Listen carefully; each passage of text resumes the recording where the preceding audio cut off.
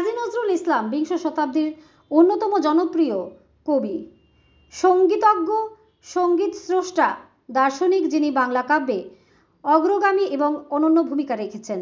নজরুল ইসলাম 1899 সালের 24 মে পশ্চিমবঙ্গের এক বাঙালি মুসলিম পরিবারে জন্মগ্রহণ করেন। আগামীকাল ওনার 126তম জন্মজয়ন্তী। এই দিনটি রাজ্য সরকারের তথ্য ও সংস্কৃতি দপ্তরের উদ্যোগে যথাযথ মর্যাদায় পালন করা হবে। সেদিকে লক্ষ্য রেখে নজরুল কলাক্ষেত্রে নজরুল ইসলামের আবক্ষ মূর্তির পরিষ্কার করা থেকে শুরু করে বিভিন্ন প্রস্তুতি চলছে। আগামীকাল প্রভাতী কবি প্রণাম অনুষ্ঠানে উপস্থিত থাকবেন রাজ্যের ক্রীড়ামন্ত্রী টিঙ্কু রায় সহ অন্যান্যরা। পাশাপাশি অনুষ্ঠিত হবে নজরুল নৃত্য।